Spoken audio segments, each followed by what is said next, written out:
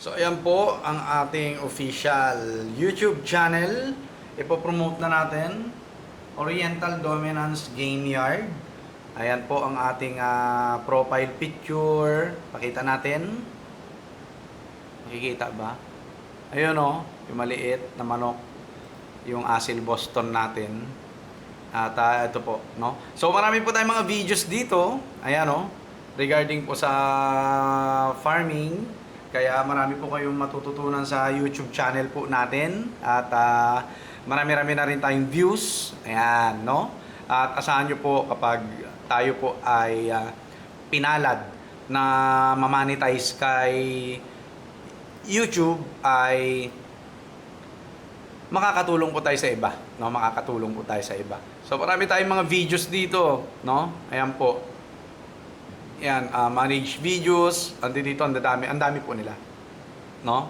So, meron na po tayong 175 subscribers. Ayan, no? At meron tayong kinukuhang quota rito para ma-monetize na po tayo, no? At hopefully, no? At ma-monetize po tayo, no? Ayan po ang ating mga contents. Marami po kayong mapapanood dito, no? Siyempre, kasama na to. Okay? Kasama na po yan, no? So, ginawa na nating private po ang ating Facebook dahil ninenervyos po ako, no? Si mama ko noong nakaraan na-hack ang account niya, no? Kaya nga mamaya ayusin ko pa yung kanya, no? Na-hack yung account niya. Doon sa kakilala ko po, na-hack din yung account niya, no? Kasi, naniniwala ako kapag naka-public ang profile mo, parang lagusan yan ng mga scammers, eh. 'Di ba? Parang lagusan siya ng mga scammers. Kako, ipagpapalit ko ba yung dignity natin, no? Yung mga information natin, yung mga mahalagang information natin na nakalagay sa Facebook, no? Sa kinikita natin nakakarampot lang kay Meta, 'di ba?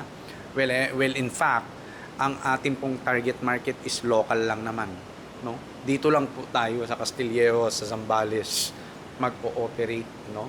So, bahala na pong dalhin tayo ni YouTube natin, yung YouTube channel po natin sa iba pang mga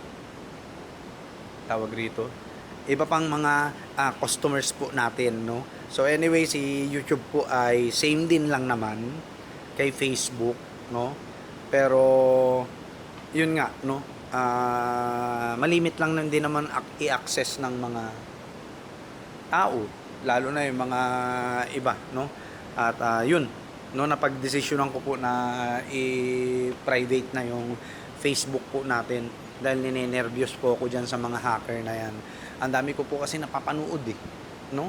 Na mga nahahack yung information nila, ginagamit pang scam, ginagamit sa pananakot, no? Kaya yun po. Mamaya, yung kay mama, papakialaman ko rin po, no? Para at least mailak ko rin yung profile po niya.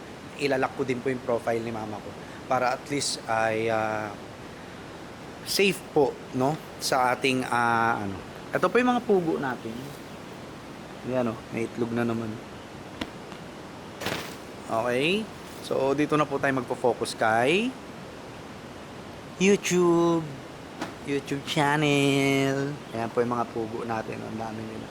Ayun, meron pang isa na itlog. Saglit, kunin ko na rin. Kasi baka mabasag. Sayang, dos. No? Ayan. O, ha? So, sa mga hindi nakakaalam, tayo po ay quail breeder, propagator, raiser. Ayan, no? So, ibig sabihin po, soon, ay magbebenta na rin po tayo ng fertile eggs. Quail, fertile eggs, ito. Yung pwedeng ilagay sa incubator. And day-old chicks at saka RTL, RTV, no? So ako nga po pala si Sir Pax, no? From Castillejos, Zambales. Ayan, from Castillejos, Zambales po ako, no? So ito po yung incubator natin. By July, maglo-load na po tayo ng mga fertile eggs po natin para makapagparami na po tayo. Alright? Para makapagparami na po tayo. Lagay ko lang muna tong itlog dito. Ayan, ang dami na natin. Pangatlong araw ng collection. Ito, 2 days. 2 days ago. Alright? So tara, doon tayo sa kabila. Dito po sa kabila meron tayong mga game fowls, pero meron graded asil po sila, no, na tinatawag ko pong oriental sweaters, no. Tsaka na natin to to yung mga inahin natin. Mga inahin, may mga lalaki rin na nakawala. Ayun yung mga asil looking. Ito sila, mga oriental sweaters po. Ito, original 5K sweater natin yan. Tsaka yung isa, nasaan na yun? Nawawala na yung isang original natin. Ayun. Ayan. Ayan. Original natin na 5K sweater. Yun po yung nanay din ng isa nating straight sweater. Ayan, ito. No? So yan, marami po tayong alaga rito. Lahat po yan ay oriental sweaters.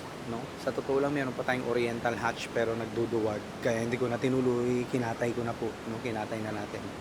So, ang next na susubukan po natin is itong mga to. Yan. Meron rin tayong Asil Boston SBR Tornado. Ayan. Ano ko na rin to. Ikukulong ko na rin yan. No? Kukulong ko na rin. So, yan. Ito pong mga oriental sweaters namin ni Mama. Ito po yung nagpo-produce ng mga itlog namin dito. Ayan. Sila po yung nagpo-produce yan. Yung mga inahin natin na yan. Pansariling konsumo tsaka pambenta po namin soon, no? Maraming inahin yan. Marami po yan. Ayan. No? Ayan. Sama-sama po sila. No? So, yun. May itlog na naman kami ni Mama. Dito, wala. Yan, dito minsan, dito po sila nangingit. No? Diyan. Marami po ako nakukuha itlog dyan. 6. No? Ngayon kasi, ayan sila. No? Oriental sweaters. Kakaiba yung kulay. Ito mamaya na natin yan, lalagay na natin doon Asil Boston SBR Tornado natin. Dalawa yan nalalaki na Asil Boston SBR Tornado. Ayan yung isa. Okay, and then ang tatay po ng ating mga oriental sweater, ito po Asil Boston po yan. Tapos ito yung Golden Boy sweater natin, niyan, no? And then the rest po ay mga oriental sweaters natin, ng mga selections po. Yan, mga selection po natin yan. Yung mga nakawala po, yung mga asil looking na yan, no? Ayan.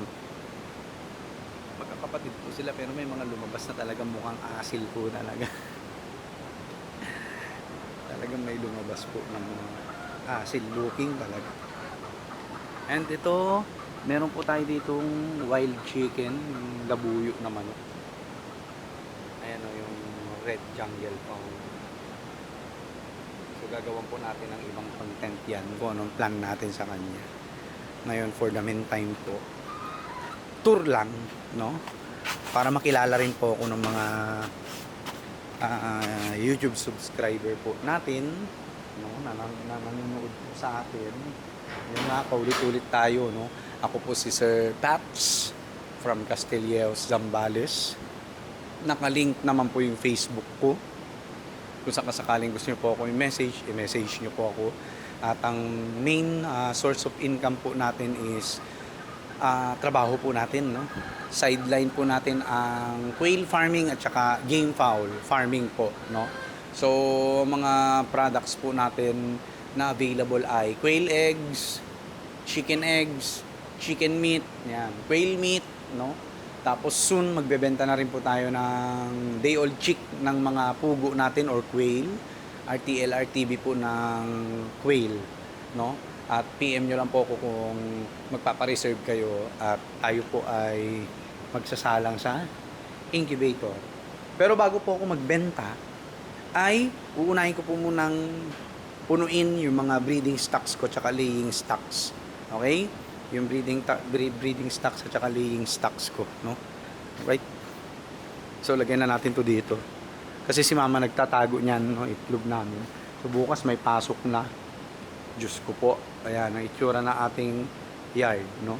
Meron tayong fly pen dyan. 3, 6. Tapos growing cage na naging layering cage na natin, no? Layering cage na. So meron pa nakitang itlog. Saan na yun? Yun, no? May na yan. O, diba? So 2 pesos each ang table eggs natin, quail eggs. Ayan. Minimum 50 pieces po.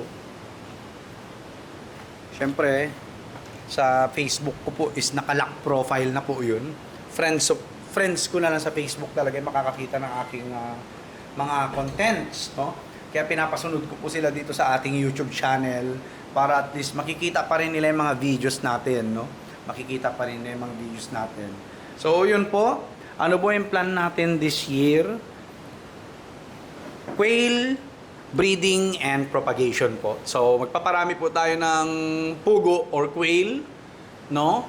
Kahit mga 1,000 heads, ando doon na lahat, no? Pati yung breeding stocks at saka laying stocks po natin, no, ng pugo. Kaya abang-abangan nyo po 'yan para sa mga susunod na videos po natin ay tungkol sa quail egg harvest, chicken egg harvest, no? Tapos pag Sabado-Linggo, simple management, no?